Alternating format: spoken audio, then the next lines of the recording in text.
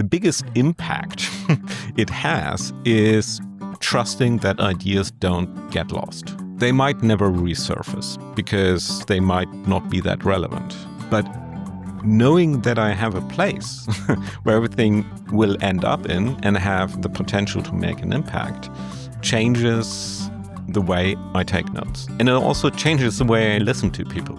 Because in the back of my head, there's like an automatic filter running. Oh, that could connect to that. Even if you don't build your own Zettelkasten, just thinking through it once and understanding the difference in note-taking makes a huge difference in the way you look at writing in general and what it can do for you. And I think just using it as a mental model has or can have a significant impact.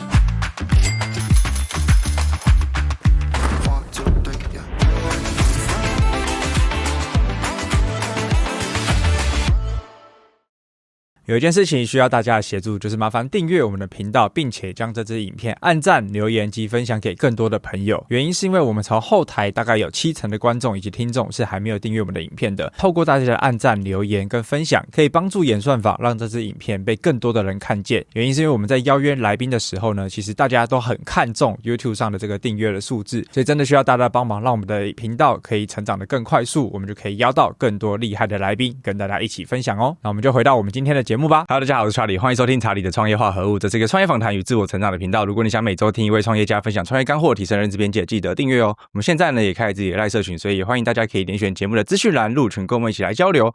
今天呢，我们又重金礼聘邀请到一位国际级的大师。我们先欢迎卡片盒笔记的作者 Sönke Ahrens。Thank you so much for having me. OK， 因为今天这集我觉得非常非常的荣幸啊，因为我相信有在做知识管理或知识创作者的大家应该都有接触过卡片盒笔记这本书，然后呢应该在2-3年前吧，就是台湾有风靡一时，也是一个国际级的畅销书，然后也被翻译成13种语言，就甚至还有台湾的新创团队那个 Zettelkasten 用这一套知识去把它做成一个数位化的软体，然后还进了美国的 Y Combinator， 所以也是非常矽谷非常知名的就是加速器，所以我觉得就今天非常的荣幸可以邀请到作者来聊聊就是这一套系统。那原因也是因为要感谢知识卫星他们重金礼聘把老师邀请到台湾来，对，所以我们才有这一次的访谈机会。可不可以先请老师一开始先来跟我们介绍一下什么是卡片盒笔记？ Sure, of course. So first of all, I'm pleased to hear that ideas from the Zettelkasten are being integrated in software. And basic principle of the Zettelkasten is very simple indeed. Mm-hmm. And I think simplicity allows complexity to build up. If it were complicated, it wouldn't work. And the simple idea is to just write down a single idea on a single note that allows to connect notes in different ways and build more complex thoughts out of the connection of individual notes. So it's a interconnected, non-hierarchical, non-topic sorted system that builds structure bottom up. Mm-hmm. That's the abstract way of describing it. The more simple way to describing it is if you have an idea, you write it on a piece of paper, assuming we go with the traditional pen and paper version, write number 1 on the top, and if you have another idea, it goes behind it with a number 2. And if you later add something to the first idea, you can add it just in between and branch out from there. Maybe call it 1A, followed by 1B, 1C, and so on. So that's a very simple technique, but it breaks with the traditional folder structure we still have as a mental model in our head. 所以它跟一般的笔记最大不同就是，一般可能我们是线性在抄笔记，但用这个卡片盒笔记变成是我把 concept 就写下来，然后分类完变成是一个族群一个族群的知识管理，比较像这样的概念。Well, there are obviously many different ways to organize your notes and ideas, but I think the fundamental difference here is that it's meant to expand on ideas you already have. The usual mindset with which people think about storing their notes is what I called the archivist mindset. And that is led by the question, where should I store that piece of information? Mm-hmm. And that leads you to thinking about categories. So maybe the idea about cash flow goes into business and then it's there. Mm-hmm. The idea of the Zettelkasten is to think from the other end. And that is, in which situation do I want to be reminded of that idea? Or to what kind of thought or project I'm working on or might work on in the future could this new idea be relevant for? And then I look for existing notes, regardless of where they are categorically, and write a new note instead of just adding it to it with a form of reasoning why this piece of information adds something to what I already have. So you're thinking about not only connections, but you're thinking about bringing something further, being productive with it. And that's a very different way of thinking. So it seems like a small difference. Where do I put something, or where do I want to be reminded of it? But fundamentally, it changes everything. OK， 所以其实用这套系统分门别类我们的知识，它可以让我们就是延伸性的去思考，或是比较有系统性的去思考。我觉得比较像是这样子的概念。那回到我们刚才一开始提到，就是台湾有新创嘛，然后用这个知识来做线上的软体，然后入选了那个 Y Combinator YC。老师怎么看？就是类似这样子的，可能都是用这一套系统性的思考，然后来变成是软体服务给大家来使用。针对这样的题目的一些看法好了。Well, the tradition of Zettelkasten, which the principles I derive from is based on it's pen and paper. It's a pre-digital tool. I thought a lot about how to transfer the ideas and transfer the principles into digital form. Problem was, when I started with it, there was nothing there. I tried it with HTML or I tried it with linking somehow, but it was a hassle to do that. A colleague of mine who I shared a reading group with on Luhmann, the professor this system is coming from, he developed an app called Zettelkasten 3, which tried to emulate the Zettelkasten directly. And I used it for a while, and I think it's good, but it's basically a one-man show and a side project. So everything changed with the implementation of bidirectional linking, where you can see from which nodes you link to a particular node. So you link to a node, and on that node, the links are collected. That makes a huge difference. And there are variation. You have Heptabase, you have Rome Research. They were quite innovative on that front. You have Obsidian, you have Tana, you have many more who will be angry that I didn't mention them, but they all cater to slightly different audiences. You can implement this system, the Zettelkasten idea, basically into all of them. It's more like the operating system, so to speak, but there are differences in how well it fits together. When I started developing this course, this one I'm doing here is based on, I spend 95% of my time trying out different ways of integrating the ideas into the application. And you need a month of real work to notice how a seemingly small difference between apps can make a huge difference in the long run.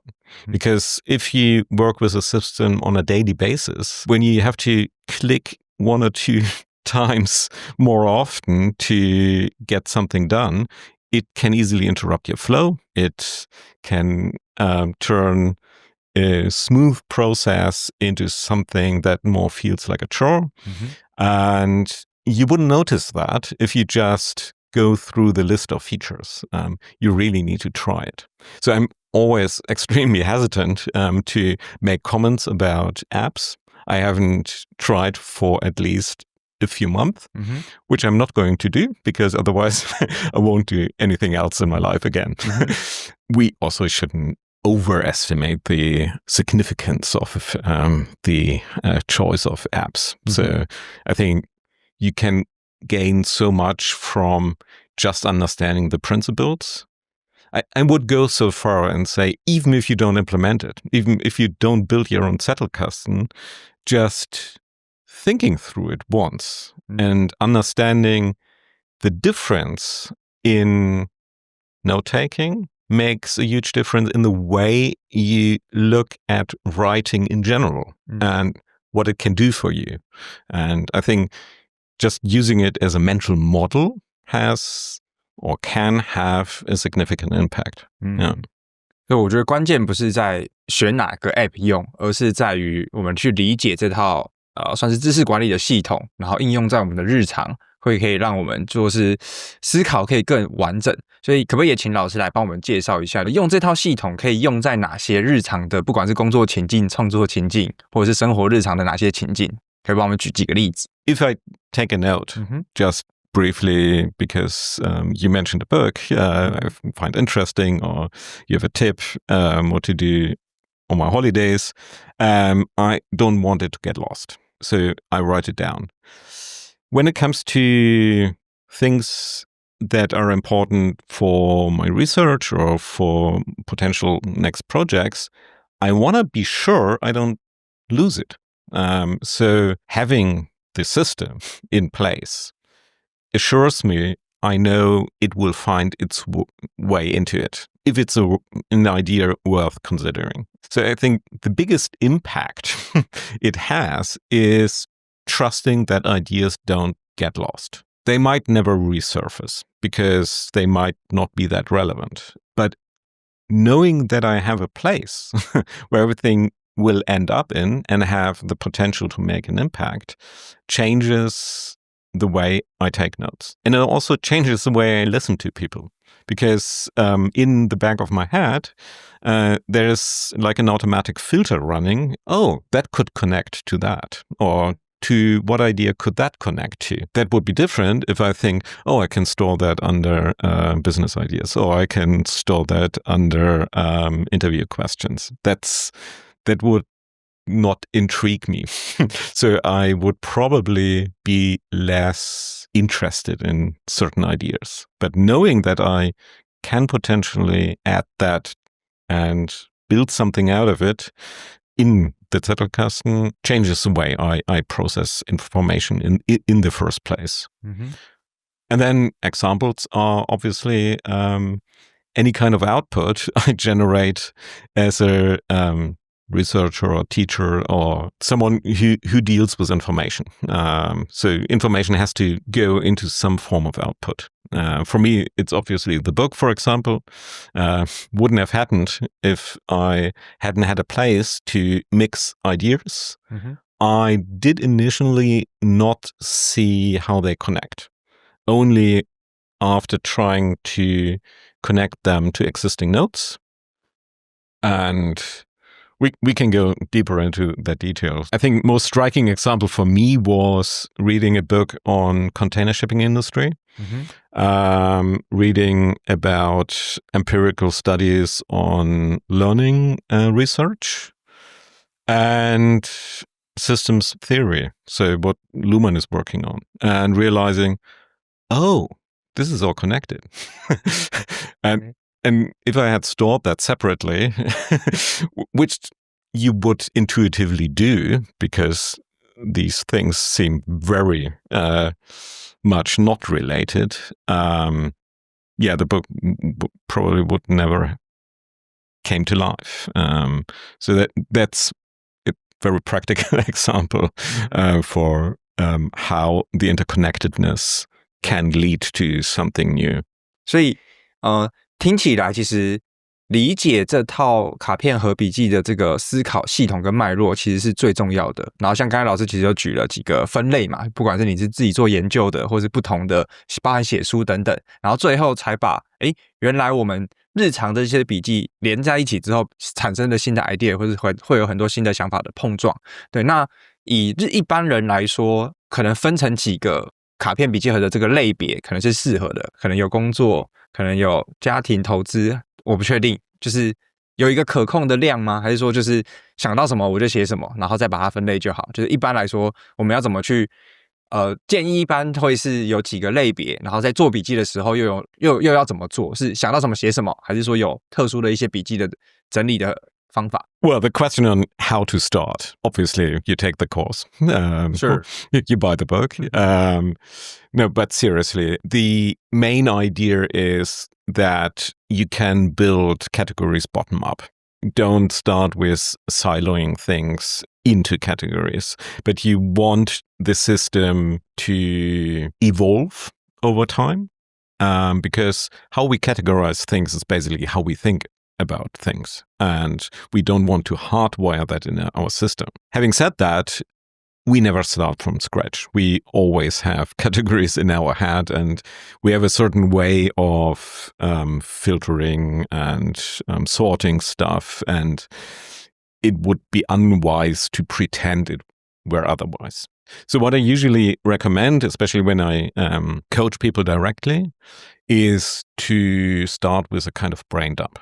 Just write everything down that is of interest to you, what you're currently working on, the questions you have, the problems you want to solve, and then look at it from a bit of a distance and then sort it.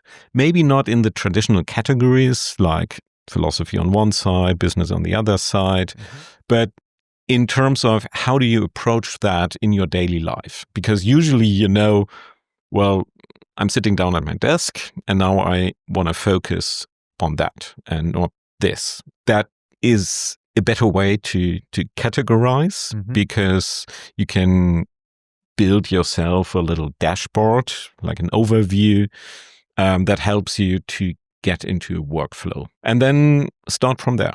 Write a few initial notes, maybe just with your current understanding of a topic. So at the moment, I believe things are like this or like that, or an open question I have, and my tentative answer at the moment would be this. And these ideas, questions, or answers you have could be your initial notes. Like a tree with a few branches, you can then add more notes, leaves on, and continue from there. So in the beginning, it's just about having something to hang new ideas onto. And so not like a bucket where you can put stuff into, but having something you can connect with and then build from there. And it's surprising, I think, to notice how quickly you're able to make connections between existing nodes. So in the beginning, obviously, you have a new idea and there's nothing really to connect it to, but it doesn't take long until you notice for almost every node you add, oh, okay, that is somehow related to something I've written before. And then it gets interesting because you think about an idea and how it connects, and it doesn't need to support the initial idea. It can also contradict it, or it can be slightly different, but you thought it's the same. And having it in writing next to each other, it makes you think more seriously about the connection. Something students often struggle with is not just collecting stuff and writing bullet points, but connect ideas by reasoning. And this is where one of the golden rules of the Zettelkasten comes into play. All the main notes are written in full sentences. And that makes a huge difference because you kind of nudge yourself to clarify ideas and to clarify the connections. So you add an idea not by also and this also, but by thinking about starting a sentence with words that emphasize the connection in form of reasoning. Like, in addition to that, or in contradiction to that, or looking from another perspective, forces you to clarify what mentally feel fitting. So that's one of the problems of our mind. It's really good in association and making us feel like we figured something out. But the moment we start writing about that in full sentences, we realize often, no, I don't really understand that. So when I see it in writing, it's like a little tutor or teacher giving you feedback by just repeating. And you see in writing, oh, yeah, no, I thought it's fitting, but now seeing two notes next to each other, I realize these authors use the term completely different, or they're talking about different things. So you need to clarify that. And I think that's where writing really becomes thinking. And that's one of the other subtle, but in the end, important differences to just storing information under labels. 因为听起来是不管是问题或者是任何的 ideas， 我们都把它 write it down， 就把它写下来。然后在写下的过程不会是马上去分类，但在分类的过程其实就会加深我们再进一步的思考，这些到底彼此有没有关联，还是说它其实当下有一些想法，但写下来之后好像没有什么用，然后又可以把它放下来。所以我觉得这个过程好像是可以透过这个笔记方法一直去训练我们的批判力跟思考力，因为我觉得在 AI 的时代下这件事情是很重要的，然后用这一套卡片和笔记的系统可以有效率的去训练所谓的思考力、逻辑力的判断，比较像这样子。那因为像这个笔记，就是卡片和笔记的练习，或者是在应用的过程当中，刚刚有提到嘛，就是写下问题，或者写下一句话，或者是几个句子，对。但是它其实应该有一个系统性的写笔记的方式，所以在老师这套系统里面，其实有整理了4种做笔记的方法，可不可以跟我们介绍一下是什么样子的方法来做这样子的笔记呢？ Okay, yeah, sure. I think first of all, it's not about writing everything down. It's not an encouragement to write more necessarily, but to focus on your unique ideas or your unique perspective on something, which is something many struggle with. Because we're very used from school probably to give an account of other people's ideas and other people's perspectives. And it's more an afterthought than for the teacher to ask, so what do you think about that? And the Zettelkasten puts that question in the beginning. So what do you think about that? And not in the meaning of having opinions about something, but realizing that if I give account about something I read, it's my best understanding I have. And making that as explicit as possible, not because I'm so convinced I'm right, but having it in writing makes it more likely that you can challenge it with different perspectives or new ideas later. And that is where the difference between notes comes into play. So I distinguish between 4 categories, as you mentioned: fleeting notes, permanent notes, project notes, and literature notes. And fleeting notes are just, they have no definition. That's everything you just jot down on whatever is at hand, and can be a voice memo or a drawing or everything, just to not interrupt whatever you're doing at the moment. But the important thing is you will process that later. And same with literature notes. Can take all kinds of forms, but important is to read with a pen in your hand, to somehow give an account of what you read, to not just enjoy the reading, which is totally fine. But if you want to get something out of the book or don't just forget everything again, you need to write it somehow down. But there again, it's important to process that later. And that is when we need a different mindset. So we look at our fleeting notes, our literature notes, just go through the information we obviously felt worth writing down. So it's also worth thinking about it. And then take one idea, think, okay, how does this connect to something I already have? How does this brings one of my projects forward? How is that maybe an answer to a question I have? And then we write the permanent notes. And they are called permanent notes because we store them forever. And they are meant to be written in a way that they can be understood, even in 10 years' time, when we long forgot the context we've written them. And that's a huge difference to fleeting notes. When I write a fleeting note, I just write a reminder of a thought I have in my head. 2 days later, I usually forgot that connection or realize it wasn't that great of an idea I thought I had. But when I write permanent notes, I use full sentences because I want to expand on something. So this permanent note section is highly filtered. Not everything goes into that. Only the things you feel are actually moving your thinking forward. And that means we don't use the Zettelkasten as a kind of personal wiki to collect knowledge. I mean, why?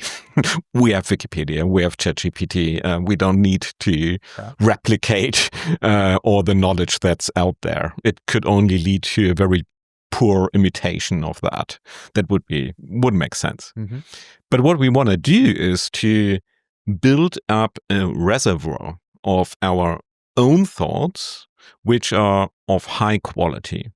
That doesn't mean they have to be the best ideas in the world, but they have to be ideas we feel we struggled a little bit to write them down. So we pushed ourselves to write them down. If we feel like, I know that already, I just need to write that down. When it feels like a chore, don't write it down. Then you know it already. So you don't have to put the effort into that. Yeah. And that leads ideally, in the beginning, it's just you store something, you can take it out again, and it's good to have. And it's also an exercise in thinking. It's also an exercise in writing, which I think is a form of thinking or a better form of thinking.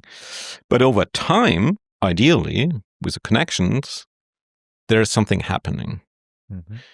Through connecting things, you are led on paths you have not foreseen.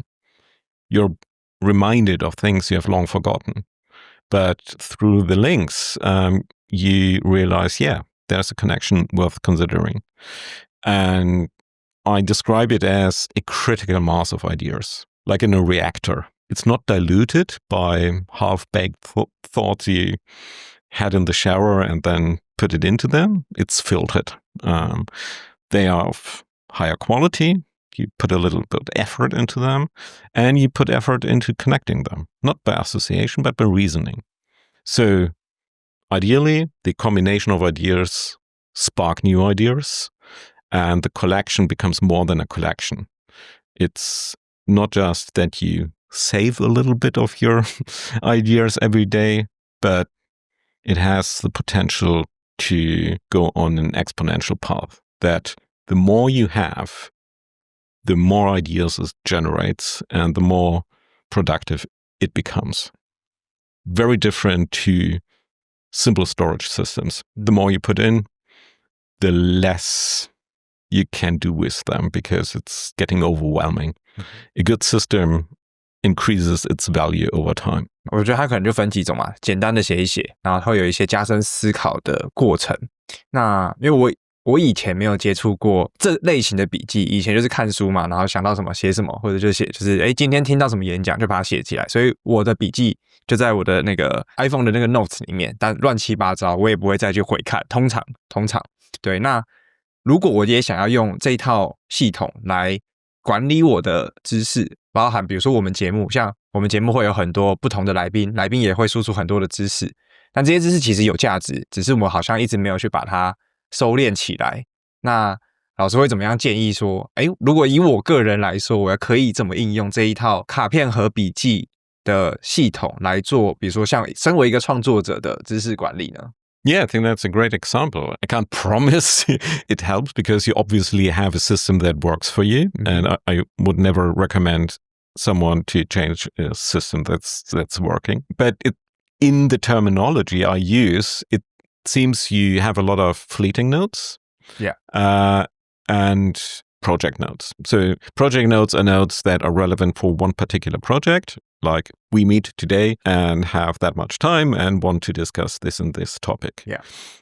This is maybe helpful in a future project, but most of that is most likely not helpful. So you can easily discard that or forget about that, like most fleeting notes. It's like single reminder for me. Yes, exactly. So, of course, helpful, but if you want to build upon your knowledge, and you obviously do that already in your head. Yeah. But most of our brains are limited in what they can store. Yeah, little brain.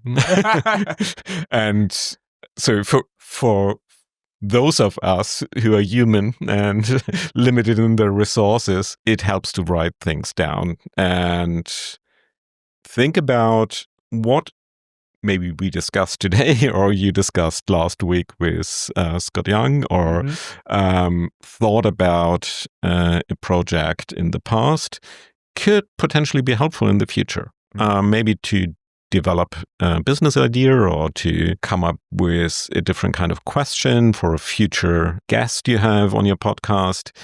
So these are ideas that would fit very well in the permanent note section, which most people don't have because most deal with fleeting notes and project notes and then they usually get lost. Yeah. But if you feel that's an idea worth keeping, worth building upon, then you can write a permanent note. And if it's only one a week, you can start getting into the habit and see how it leads you, where it leads you. And maybe suddenly realize, yeah, I've written about that. Maybe I can add to that.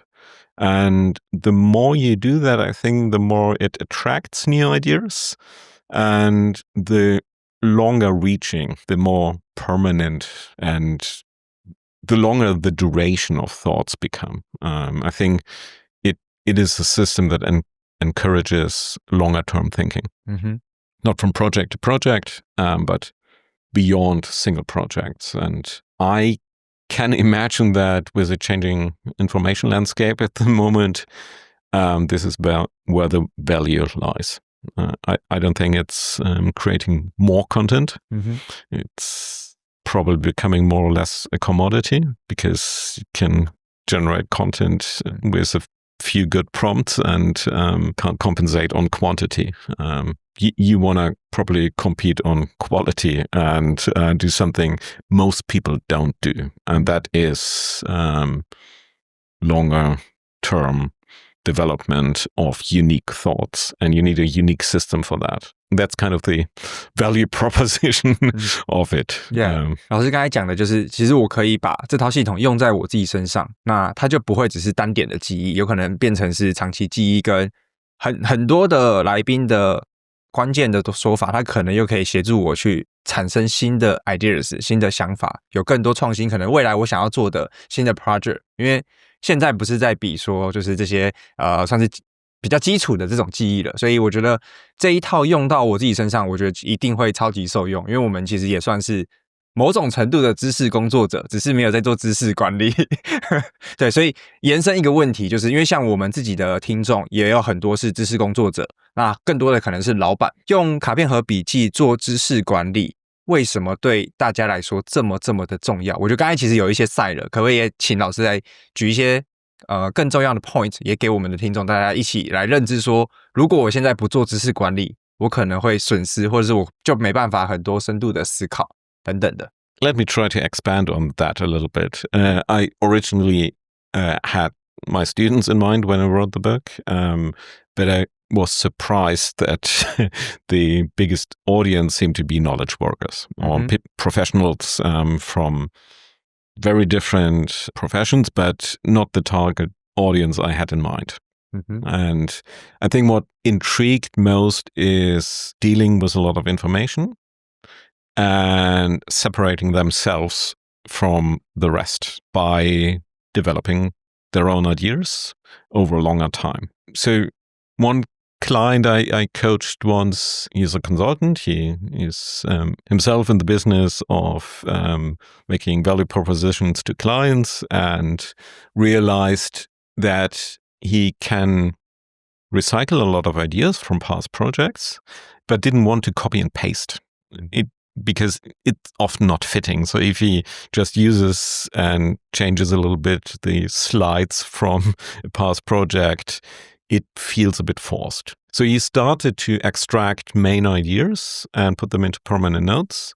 And whenever he had a discussion with a colleague or feedback from a client, he would look into his permanent notes section and think, oh, okay, that changes that a little bit. So my best ideas to that kind of questions are collected here. What I need to keep in mind, and that's another section which is a little bit more sorted and hierarchical, is, well, my methods that worked well in the past are here. What didn't work well is there. So when he gets a call from a client now, he can pretty quickly retrieve ideas and see through the connections, okay, what worked, what didn't work, what are things to take into consideration. And as they are not fixed, bundled together, not just in the project of an old client, a single client, but more evolved out of the feedback from many, he can more easily adjust it to the needs of the client. So that's what he found particularly valuable, that ideas don't get lost that easily, and that he feels like he's building upon something, not just mentally, but externally, so something he can touch in a way, because he can look at it and expand on a thought in writing. Yeah, so he was a client. After coaching him a little bit, he tended to write me a short message about the project he landed, because he thought it's only because he could retrieve some ideas easily and how much money that made him. So that was very nice to hear. But the surprising thing is how different people adjust that system to their needs. So you also have the screenwriter. He just likes to have storylines developing in the background while working on another project.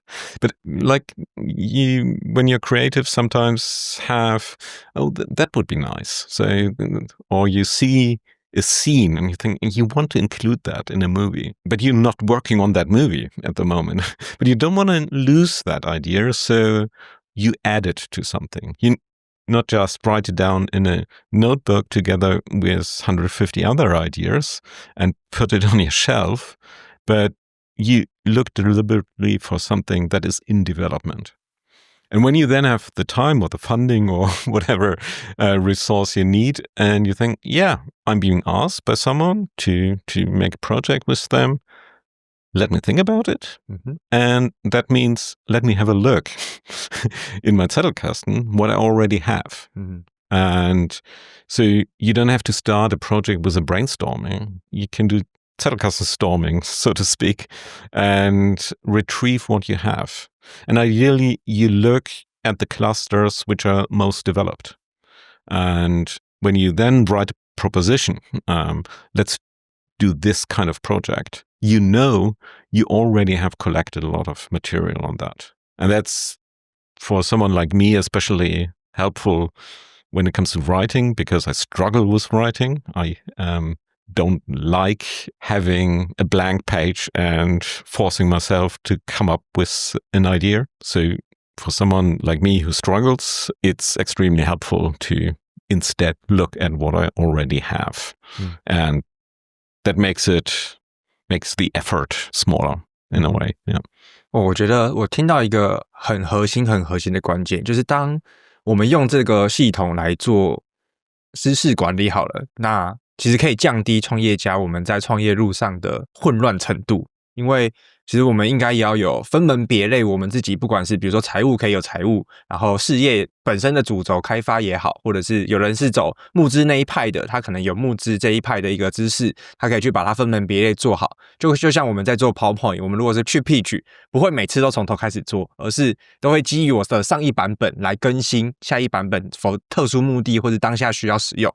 所以当我们今天有做了这样的知识管理，我随时可以调取这一个领域或者那个主题的知识，我就不用每次又从头开始，然后又去花了更多时间去想。尽管一开始建立这个系统可能需要花一点时间，可是我可以想象，就是当这个自己的知识系统有被建立起来之后的灵活度跟可扩充性，还有节省的时间跟提升的效率是非常有目共睹的。所以用这套系统来建立知识管理，我觉得会对所有的创业家或是包含我们的所有听众都非常的受用。可是我觉得要万事起头难，就是我要学习这一个系统，那我好像要读书或是我要上课，然后我可能要花很多时间。就像我以前在学 Notion 的时候，就是学了1个礼拜吧，我后来觉得哇，这太复杂了，我就放弃使用这个系统了。对，那我当然知道很多人也用 Notion 去做知识管理，可是更好奇的就是说，今天我们大家都是创业家，都是老板，然后我们本来就有很多日常的营运，或者是我们在做的业务正在进行中，那我又要腾多少时间，或是我要怎么样去更有效率的来启动、来建立我们个人的知识管理系统呢？Yeah, I struggled with Notion as well. I gave up on that. But I didn't spend a week on it. I'm much more impatient. So after 3 days, I think, oh no, that's too complicated.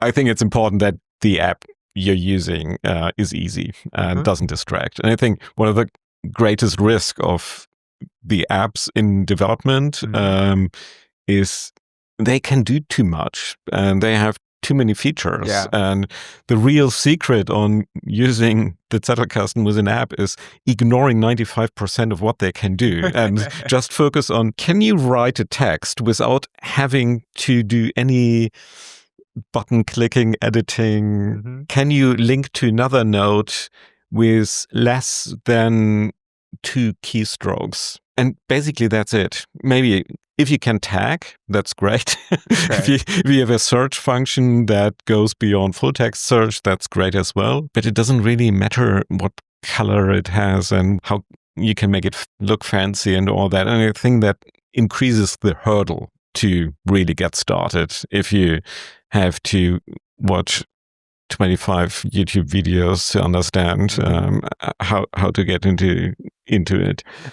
Having said that, I think it takes a little bit time to wrap your head around the basic principles of the Zettelkasten. I think you need a weekend to get familiar with the system, but then don't try to set up something completely new. Just continue doing what works for you.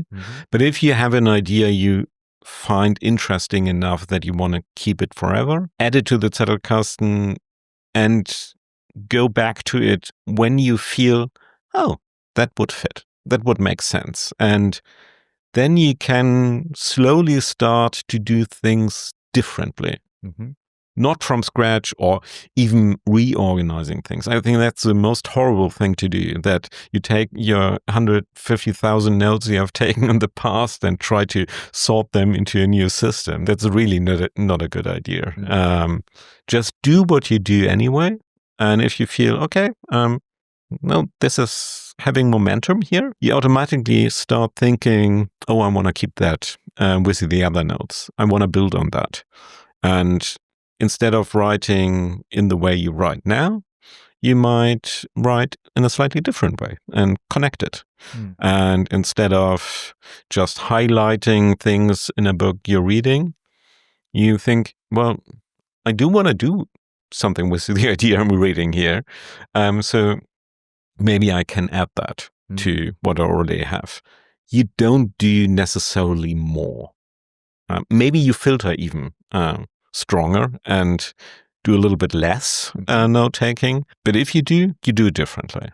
And I think when you start slowly and don't try to reinvent everything you have done before, it will take on a life on its own. It will draw the attention to it. And as I said in the beginning, I don't know how people take notes differently today. Do I just write an idea somewhere and then put it somewhere in the hope that it will resurface when I need that? I think it only increases the likelihood that you look for shortcuts and Google it instead of going to your own body of knowledge.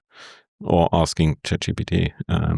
But I think the value lies in building something on your own. 所以我觉得这跟创业在做最小可行性，就是做 MVP 是一样的概念，就是先写下来，之后再分门别类。就是如果当我们写下来之后，我们可能就会在看书或者是在遇到什么事情，又想到一个跟这个主题有关的，就可以把它连起来。那其实就可以慢慢的产生不同的思考的逻辑，就不会都只是单点的，而是会开始有更横向跟纵向，变成是一个有点像是点变成线又变成面的一个知识体系。那这对于真的在做深度思考，我觉得是很有帮助的，就不用每次都从零开始。对，那就是有一个可能从 60% 开始，你花的时间就会变得更少，然后想事情就会变得更有效率，而且深度会更深，对啊，所以这也是我觉得在就是 GPT 时代下一个很重要的一个思考技能，是蛮建议大家可以好好的来学习的。我会想要延伸好奇，就是因为像可能日常我们会有很多的问题，或者是我们也可能做了一些笔记，但关键是怎么样把点跟点之间的知识去把它连起来。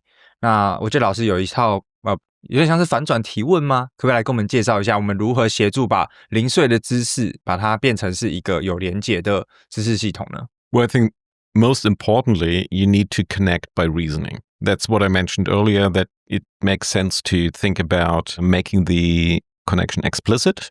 Is the information a continuation? Is that supporting? Is it more detail? Is it contradicting? Is it a different angle? A discovery that two seemingly different things are actually similar or the same, or that two seemingly similar things are actually different. Yeah. A lot of work when it comes to knowledge production or thinking is about discovering the differences and how things are the same or different, focusing on the details. So that's basically it. And then there are, of course, ways to play around with connections, play around with ideas, and I very much like having in the back of my mind Charlie Munger's idea to always invert a problem. I think he took it actually from the German mathematician Carl Jacobi. Invert, always invert. So instead of the classic I think is don't ask how can I motivate my employees? What is a good motivation for that? But think from the other side. What is demotivating in what I do currently? And how can I remove that? Or when it comes to your new project, or for students, what should I write my thesis about? Maybe not ask, okay, what topics should I write about? What topics should I look for? Maybe ask yourself, what topics have already chosen me?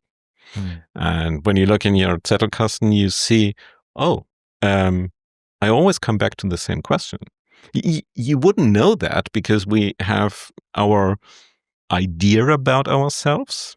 But if you externalize your ideas, over time, clusters build around certain questions, and you realize, all the time, this was the main question I always keep coming back to. So asking what topics are choosing you is a good way of inverting that problem. And of course, that's just a prompt, just a way of keeping you on the toes. And you can add prompts to your notes so you remind yourself to always invert a problem. But just connecting things itself highlights missing pieces. I think that's very important because you build sequences of notes, you try to form an argument, and only in writing you see gaps and you realize, there's still work to do. I think that form of externalization is in itself a prompt for you to think a little bit better. I need that, at least. 我觉得真的很有趣，因为认真说，我之前都有听过卡片盒笔记，但我都没有认真研究过。但我刚刚听老师这样分享，他其实蛮可以协助我们做批判性思考，然后也可以协助我们做，我觉得有点像这个逻辑推演，就是你把你很多的想法写下来，可是你可能在连结的过程当中，或者反问自己的过程当中，你就会发现有一些漏洞。那个漏洞可能就是我们当下需要去补足的知识，那反而可以让我们的思考变得更完整跟更全面。但我觉得延伸就是刚刚讲到，因为其实大部分的人尤其是我们以前，我觉得可能因为台湾是一个填鸭式教育的关系，所以我们大部分都是要背答案，所以以前我们都是用荧光笔画重点当成是一个笔记，然后就重复去看，但就没有这样子系统性的去思考。这种做笔记的方式是不是就是常见的可能笔记错误的方式，还是说有哪些迷思可以让大家去预防说我们这种错误的笔记方式可能尽量比较少用，而可以用比较更聪明的方式来做笔记呢？ Yeah, I can't comment on the Taiwanese education system. I don't know enough about that. And This is my comment. It's your comment, okay.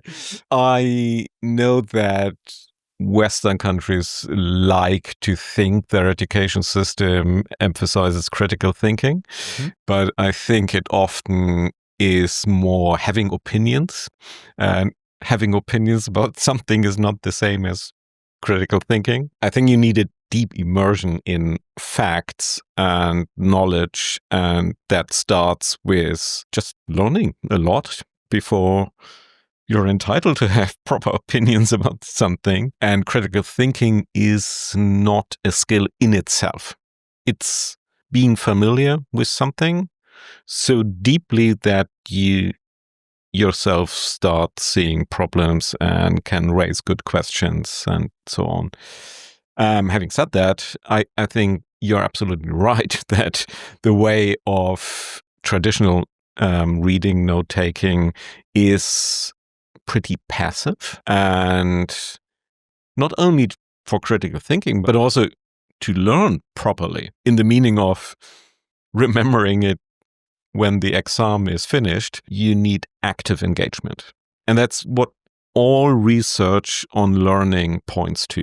Any form of active engagement is a form of long-term learning. And any form of passive engagement with the material might help you to get through the next exam, but probably doesn't do much in terms of actual knowledge, but probably doesn't do much in long-term learning or being able to do something with what you learned. So learning psychologists call that the importance of desirable difficulties. So learning has to feel a little bit like effort. If you highlight a sentence in a book, it's easily done. Yeah. And if you reread a text twice or 3 times or 4 times, it's also easily done. And it gives you a good feeling. And that's the tricky part about learning. The things that really feel good are usually not the ones that are very helpful. And if it feels like you're not making progress and it's getting annoying, that's when you learn. And that's really counterintuitive. So when you reread text, it's familiar. Yeah, I read that before. And your brain goes, well, okay, let's move on to the next one. I know that already. But it doesn't do anything. Familiarity is something else than mastering something or having learned it or being able to retrieve it later. So if you want to learn something to have it available when you need it, you need to train retrieval, not rediscovering the same thing again. And that means ideally you have forgotten it in the meantime, because only if you've forgotten something, you have to put effort into retrieving it again from memory. Yeah. And even if you can't come up with the piece of information or with the answer to the question, the effort alone primes your brain to store it better the next time it hears it. If you haven't put effort into it, nothing really happens.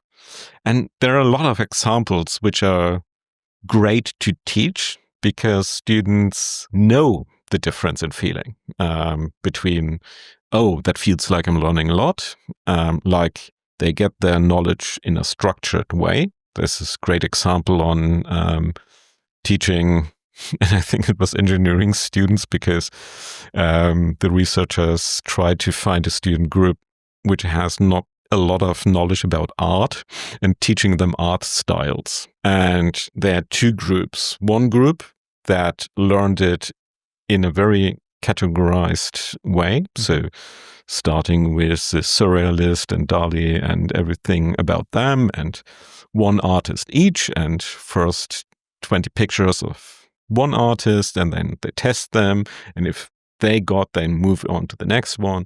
And the other group, and the students loved that. They felt, well, that's really structured, and the teacher prepared well, and I have one building block and then the next building block, and I feel I'm making progress because I already checked 2 boxes. So we can move on to Baroque or whatever. And then there is the other group, and they were shown a Picasso and then a Rembrandt and then something completely different, and they hated it because the teacher hasn't obviously not prepared. It's all mixed up. It's no structure. They don't know if they made any progress. We've seen a lot of pictures, but we don't know where we are in the curriculum now. But of course, they learned. And they learned so much better than the first group. They were not only able to recognize the pictures and match them with the artist and the style, but they were also much better in categorizing pictures they have never seen before and can say, well, I recognize a pattern, and the pattern belongs to that artist or that art style, but it didn't feel like making progress. So there are a lot of examples when it comes to learning where what feels good is not very helpful, and where the effort that makes it a little bit annoying is actually desirable. Okay. And I like the similarities to working with the Zettelkasten, because when it comes to sorting your ideas, it feels better if you have a clear category which you can sort it under, instead of just looking for a connection and then feeling like, well, it's somewhere there, but it doesn't feel sorted. But that is where your own thinking starts, where you see patterns from different disciplines and make connections. And so that might also feel like it's less structured. But what happens in your brain is probably better than what happens if you just store information in the usual categories. 刚刚这2组答案有点超乎我的预料，我以为原本是有结构性的，就是给他们学习，他们会学得更好，反而是在混乱中自己想方法去把点跟点连起来，才会变成是长期记忆，让他们的表现变得更好。所以这也会回到就是我觉得前面也有讲到，就是想到什么其实先写下来，我不是一开始去设定好所有的就是分类，所有的 category， 而是在我的这些想法跟观点当中再去建立一个既有的 pattern， 然后让我的想法可以变成是一个系统性的思考。我刚才一直以为就是有分类好的那个是会有比较好的就是学习表现，但没想到就是越容易学习的方式越不容易累积成记忆跟累积成知识，而是需要在混乱中自己找出一套方法。那这套方法就会变成是加深我们长期记忆跟建立我们知识体系的一个重要训练的过程。The similarities to the example with the art students and the Zettelkasten is really fitting, because it's all about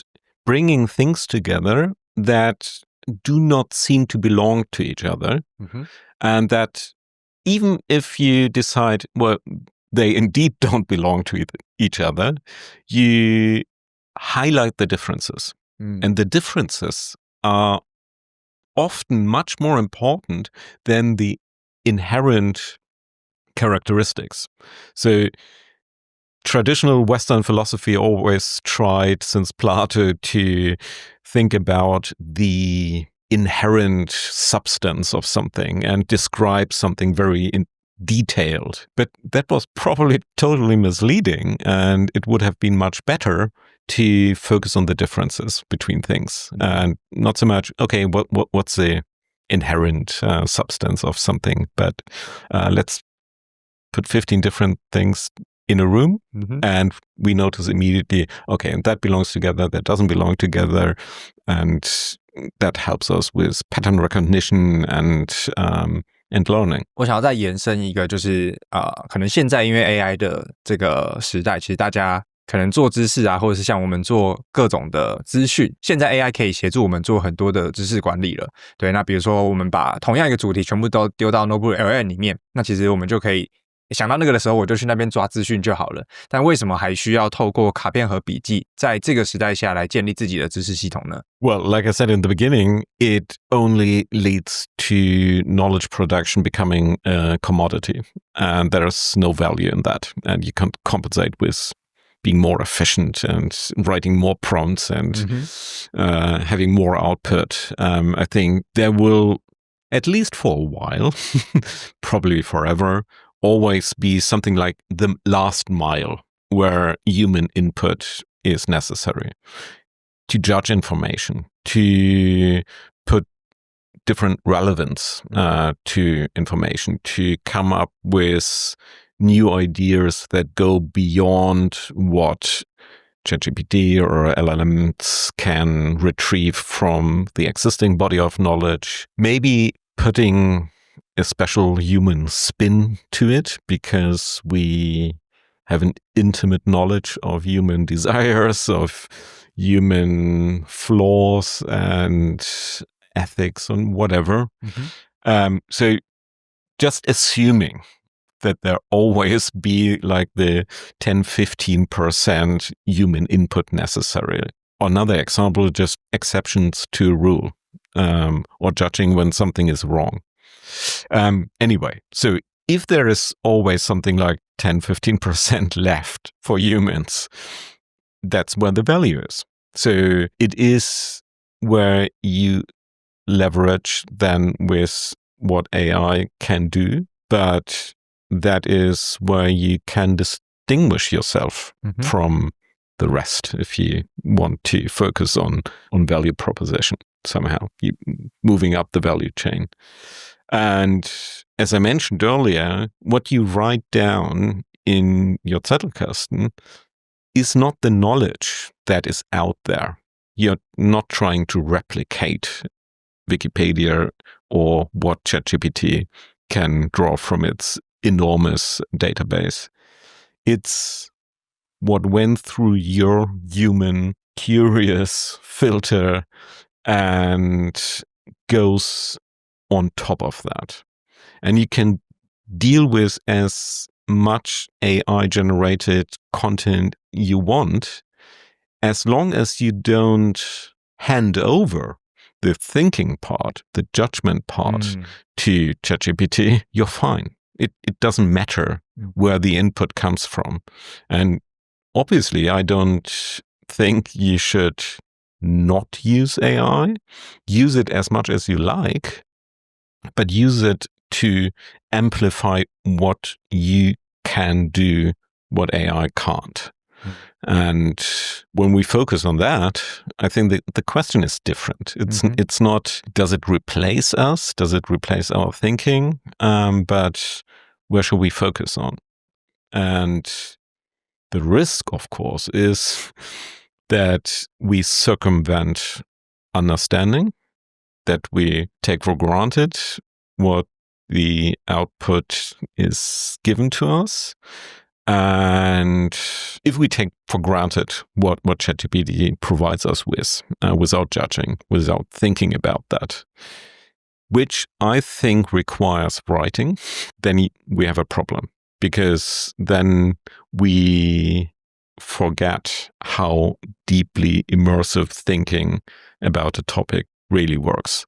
And I think we need to structure, especially higher education, differently. So there is not the temptation all the time to circumvent the desired difficulties of thinking and learning. And for myself, when I know I have to write a permanent note on something, with the hard rule that no permanent note is ever written by someone else than myself, I know I have to understand what I'm writing about, because otherwise I can't do that. So it's like one hard rule that changes the way I deal with input, because I know I have to give written account on that. I can't circumvent that. 我觉得我自己听到的关键就是当我们跟这些 AI 对话，其实我们是在找答案，但是当我们今天使用卡片和笔记来思考，其实我们是这个每一个过程，包含写笔记，刚才最后讲到的，我要写比较深的笔记，我就需要有一个思考的过程，然后把这些资讯能够消化得掉。所以本质上，一个是跟 AI 对话拿答案，但是可能也会需要很多的批判，因为它可能给出来很多是垃圾，或者很多时候不是我们要的答案。但今天有一个这样子的系统性的思考，那变成是我们是透过思考去培养这个所谓的这个，不管是知识管理也好，或者是提升我们的这个思考的效率跟长期的记忆，我觉得都非常的重要。那最后我觉得今天聊了很多，就是关于这个卡片和笔记的这个思考术的一些过程，因为我觉得包含前面有聊到，不管是学习这个新的方法，可以有效于在思考的时候不用全部都从零开始，也可以把我们很多散乱的笔记，不管是那个随手的笔记，或者是这个专案的笔记，都可以把它变成是各有思考性的脉络，把它记录下来。然后我觉得刚刚后面那个案例，我觉得启发我蛮多的，就是好像我们一个有架构的东西给我们学习，但是因为太容易上手了，变成是我们反而在思考上，或者是在真的学习的提升上就反而有限，反而是在这种混乱中，然后就我觉得跟创业非常像，就是我们在混乱中找到自己的 pattern， 找到自己的就是知识，然后把这些全部连起来，这个东西就是以后你一遇到，你就会第一直觉你就会知道要怎么做了，因为那个已经变成是我们的身体的自然反应。所以我觉得在 AI 时代下，重要的是一直去锻炼这样子的批判性的思考的能力，然后让每一件遇到的事情，它都可以自己在脑袋里面转完之后就知道说，哦，那我这样子要怎么处理就好了，而不用每次又要去问 GPT， 然后他给的答案你又不知道到底是对还是不对。所以我觉得关键还是在这样子的思考脉络上，那用卡片和笔记就可以有效率的去提升我们在面对问题跟我们在做自己的知识管理的情况之下，可以怎么样做得更好。对，那老师也是这一次也是难得，我觉得也算是知识卫星团队非常的厉害，就邀请到还把老师拉来台湾，然后就是要拍这个所谓的线上课程，然后这线上的课程名称呢叫做卡片和笔记的这个思考术，所以也可不可以让老师来介绍一下，这堂线上课程跟可能之前书有什么不一样，然后课程里面会教大家哪些内容呢？ First of all, there are now 7 years between the book publishing and the course. So that's 7 years of feedback, 7 years of experience, and most importantly, the development of apps, which allow for a digital implementation. So what we do in the course is to explain the how, and not just the principles and the ideas behind the Zettelkasten and how Luhmann did it on pen and paper, but the possibility of transferring that into a digital format without getting into the details of a specific app. Because software development is extremely fast, and we would have to reshoot the whole thing next week, probably, when a new update comes up. And as I explained earlier, it can be implemented in different apps anyway. You have to just understand what the main ideas are. We also provide examples on how to implement it, and a few ideas on the functional side. And we all separate that by 4 target audiences, which I realized over the course of 7 years are the groups of people most interested in the system. And that's knowledge workers and professionals. That's students, obviously, which might focus more on the learning part. And then, of course, researchers, which I originally written the book for, or with them in mind, and creatives. Like me. Exactly. And then we wrote the book for you, obviously, okay. and developed the course for you specifically. Yeah. Yeah, and all these 4 groups focus on different aspects. I think all use all parts of the Zettelkasten, but creatives probably put more emphasis on fleeting notes because it's all about generating new ideas and then not losing them. Students are probably more focused on literature notes because it's about really understanding and elaborating on the ideas of others first. But also using prominent notes to develop their own ideas and trying out to combine ideas and not just repeating what other people said. And researchers, of course, put the emphasis what their project needs or what their research needs, but mainly spend their time in the prominent notes section developing their own thoughts. And knowledge workers usually have their focus on project notes because they have the projects which are in the making, and I would never recommend to shift the focus away from that, but they also have ideas they want to develop beyond the individual project. They want to feed information into the output they are generating and want to enrich that with their own ideas they collect in the prominent notes section. So everything is always in play, but with a different emphasis. And that's the idea of the course. Okay. Yeah. 所以哇，我觉得听起来还针对4种不同的族群设计不同期待的重点啦，所以大家如果真的有兴趣的话，可以再去参考我们节目的资讯栏，那会有更完整的资讯关于这个卡片盒笔记的这个思考术。那我自己是非常非常的期待，因为知道要做知识管理其实很久了，只是一直没有好的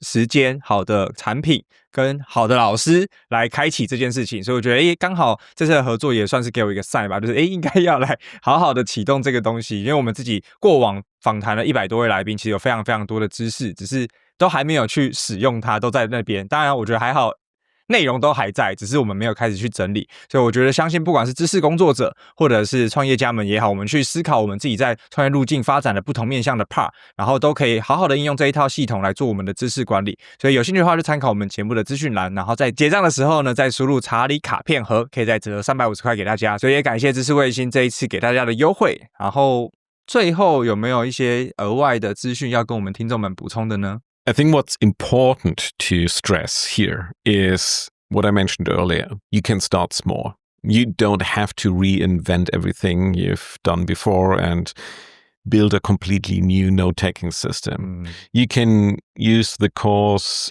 just as an inspiration to think differently about note-taking. You can take 1 or 2 ideas, maybe start using permanent notes to develop this one long-term project you always had in mind. And you can start from there. Maybe you come back to it and add a little bit more to it, but don't get intimidated by the complexity of it all. It's simple. And that's the reason it can become complex over time if you later decide to do so. 因为我觉得就如同老师讲的，我们可以从简单的开始，因为它其实很不复杂。因为要做这个访谈，其实也做了很多功课，然后发现好多人都写说我使用了卡片盒笔记2年后的心得影响我的人生多大。我觉得超多人有做这样的分享了，所以我觉得真的有接触这套系统之后，它改变的就是我们的思考方式，就是任何事情都从点变成线变成面。那其实我们以前做笔记就有很多的单点，然后我都没有去系统性的分类，但透过这一套卡片盒笔记的系统，它可以把同样类型的知识，然后用看到点之后我们加深思考，把它连成起来，那这个知识体系就会慢慢的建立起来。所以前面一开始也不要把它想得太复杂，好像要做一个完整的就是新的笔记系统，这件事情就会跟你学 Notion 就跟我学 Notion 一样，会直接 fail out。但是我们可以从小的地方开始，跟可能从一些看了课程之后有的启发开始，那可能慢慢的就会改变我们整个遇到问题看到事情的思考方式，包含做笔记的方式也可能会变得改变，就不会只是照抄，而是完了之后反刍一下再把它写下来，这个才有助于帮助我们做更深层的思考。所以就再次的感谢Sönke老师。对，如果大家真的有兴趣的话，就是在参考我们节目的资讯栏，结账的时候呢，也别忘了输入我们专属的折扣码。那感谢大家今天的收听，如果你喜欢我们的节目呢，也别忘了订阅及追踪，我们就下期节目见，大家拜拜。 Thank you so much for having me. Bye. Okay.